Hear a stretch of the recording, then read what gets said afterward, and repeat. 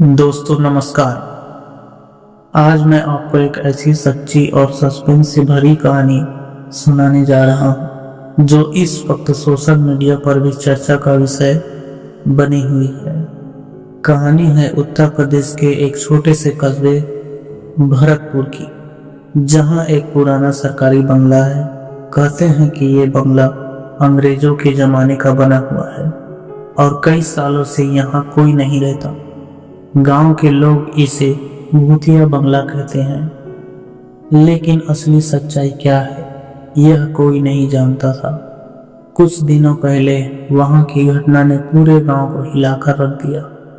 हुआ यूं कि भरतपुर के ही 3 दोस्त सोनू, अमित और जगदीश को, जो गांव में मोबाइल रिपेयरिंग की दुकान चलाते थे, उन्होंने शौकिया तौर पर एक यूट्यूब चैनल बनाया था जिसमें वह अजीबोगरीब जगहों पर जाकर वीडियो शूट करते थे।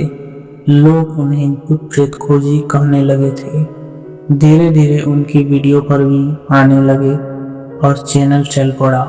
एक दिन उन्होंने सोचा क्यों न उसी पुराने सरकारी बंगले में जाकर वीडियो बनाया जाए ताकि चैनल और तेजी से वायरल हो, क्योंकि गांव में वैसे भी हर कोई उस जगह के नाम से डरता था। शाम के वक्त तीनों ने कैमरा, टॉर्च और मोबाइल उठाया और पहुंच गए उस बंगले के बाहर। चारों तरफ घना सन्नाटा था। दरवाजे की कुंडी टूटी हुई थी और भीतर से हल्की हल्की बदबू आ रही थी। सोनू ने कमरे की तरफ देखते हुए कहा, दोस्तों आज हम आपके लिए लेकर आए हैं भरतपुर का वो रहस्यमय बंगला जिसके अंदर पिछले 30 सालों से कोई गया ही नहीं है। गांव वाले कहते हैं कि अंदर जाने वाले कभी लौट कर नहीं आए, लेकिन आज हम सच्चाई सामने लाने जा रहे हैं। इतना कहकर तीनों अंदर घुस गए। हाल में टूटे फूटे फर्नीचर बिखरे पड़े थे, दीवारों पर चमगादड़ चिपके हुए थे और टॉर्च की रोशनी पड़ते ही अजीब सी चीख निकलने लगी। अमित ने मजाक में कहा, लगता है सच में यहाँ जिन्न रहते हैं। लेकिन तभी अचानक ऊपर वाली मंजिल से किसी के चलने की आहट आई। तीनों ठिठक गए। जगदीश बोला, ये आवाज तो साफ है, कोई ऊपर है। सोनू ने तुरंत कैमरा घुमाते हुए सीढ़ियों पर रोशनी डाली, लेकिन वहां कोई नहीं था। तीनों हिम्मत जुटाकर ऊपर गए। एक बड़ा हॉल था और बीचों बीच जमीन पर राख का ढेर पड़ा था। राख के पास ही एक टूटी हुई डायरी पड़ी हुई थी। अमित ने डायरी उठाई और पढ़ना शुरू किया। उसने लिखा था, मैं जिला अधिकारी रमेश चंद्र इस बंगले में आखिरी बार ठहरा था। यहाँ जो देखा वो किसी को बता नहीं सकता, लेकिन अगर ये डायरी मिले तो समझ लेना कि मेरी मौत सामान्य नहीं थी। ये पढ़ते ही तीनों के रोंगटे खड़े हो गए। अचानक पीछे से दरवाजा जोर से बंद हो गया। हवा का झोंका आया और कैमरे का ट्राइपॉड जमीन पर गिर गया। वीडियो रिकॉर्डिंग बंद हो गया। तीनों जोर से चिल्लाए, लेकिन दरवाजा किसी भी तरह नहीं खुला। तभी हॉल के कोने से एक परछाई से हिलती हुई दिखाई दी। टॉर्च डालने पर देखा तो वहां कोई नहीं, इंसान खड़ा था जिसने पूरी सफेद चादर ओढ़ी हुई थी।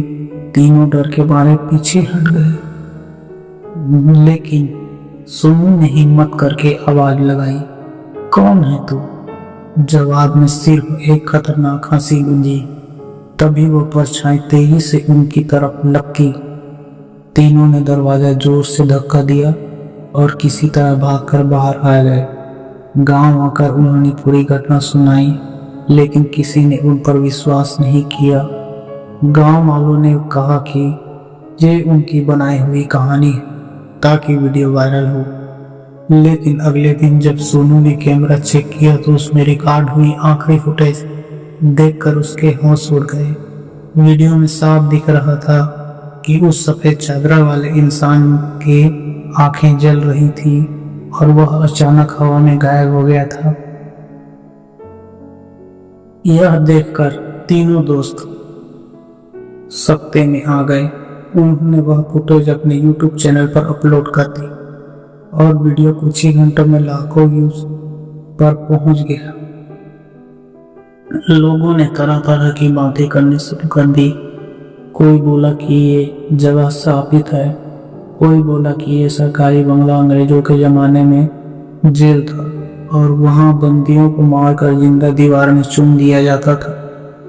वही कुछ लोगों का कहना था कि वीडियो एडिटिंग का खेल है। लेकिन तभी कहानी में ट्विस्ट आया। अपलोडिंग के अगले ही दिन अचानक अमित अपने घर से लापता हो गया। घर वालों ने सोचा कि वह काम से गया होगा, लेकिन जब देर रात तक वह नहीं लौटा तो पूरे गांव में हड़कंप मच गया। सोनू और जगदीश ने पूरे पुलिस में रिपोर्ट लिखवाई, लेकिन कोई सुराग नहीं मिला। 3 दिन बाद अमित की लाश उसी पुराने बंगले के बाहर मिली। उसके गले पर अजीब से नीले निशान थे, जैसे किसी ने रस्सी से घूंट कर मार दिया हो। लेकिन हैरानी की बात यह थी कि उसके हाथ में वही पुरानी डायरी थी जो उन्होंने बंगले से उठाई थी। पुलिस भी उलझन में पड़ गई कि बंद बंगले से वो डायरी उसके पास कैसे पहुंची। ये खबर आग की तरह फैल गई और पूरा गांव दहशत में आ गया। तब सोनू और जगदीश भी सहमे रहने लगे, क्योंकि उन्हें लगता था कि बंगले की उस आत्मा ने अमित को मार डाला। दोनों ने चैनल पर एक और वीडियो डाला जिसमें इन्होंने गांव वालों से माफी मांगी और कसम खाई कि अब कभी उस बंगले का नाम भी नहीं लेंगे। लेकिन दोस्तों, कहानी यहाँ खत्म नहीं होती। 2 हफ्ते बाद जगदीश की भी अचानक बीमार पड़ा। उसके शरीर पर लगातार वही नीले निशान उभरने लगे और उसने बिस्तर पर पड़े पड़े चीखते हुए कहा, वो आ गई, वो औरत मुझे भी ले जाएगी। और देखते ही देखते उसने दम तोड़ दिया। गांव के लोग अब पक्के यकीन में आ गए कि बंगले में कोई अदृश्य शक्ति रहती है। लेकिन सोनू अभी जिंदा था। उसने तय किया कि चाहे कुछ भी हो, वह सच दुनिया को बताएगा। उसने YouTube पर लाइव जाकर पूरी घटना सुनाई और कहा, अगर मैं अगली सुबह जिंदा न रहूं तो समझ लेना कि इस बंगले की आत्मा सच में मौजूद है। और दोस्तों, हुआ भी वैसा ही। अगले दिन सुबह गांव वालों ने देखा कि सोनू का शव गांव के कुएं में तैर रहा है। लेकिन सबसे डरावनी बात यह थी कि उसके मोबाइल से उसी रात 3 बजे लाइव स्ट्रीम हुई थी, जिसमें साफ दिख रहा था कि वह कैमरे में अकेला बैठा है। और अचानक पीछे खिड़की से वही सफेद चादर वाली औरत अंदर घुसती है। कैमरा गिर जाता है और लाइव अपने आप बंद हो जाता है। यह वीडियो YouTube पर अभी भी मौजूद है और लाखों लोग इसे देख चुके हैं। लेकिन अब किसी में इतनी हिम्मत नहीं कि उस बंगले की तरफ भी देख सके।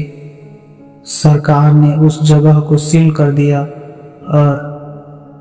लेकिन गांव वाले कहते हैं कि रात को आज भी वहां से औरत की चीखें सुनाई देती हैं और जो कोई भी उसके रहस्य को जानने की कोशिश करता है उसकी मौत निश्चित है। दोस्तों, ये कहानी का सच है या अफवाह, फैसला आपका है। हमारी स्टोरी आपको कैसी लगती है हमें कमेंट करके जरूर बताएं और अच्छा लगे तो हमारे चैनल को सब्सक्राइब करें और हमारे वीडियो को लाइक करें और शेयर करें। धन्यवाद। जय हिंद, जय भारत। दोस्तों, यह कहानी पूरी तरह से काल्पनिक है, जिसका किसी भी जीवित या मृत व्यक्ति से कोई संबंध नहीं है और न ही कोई जगह या स्थान से।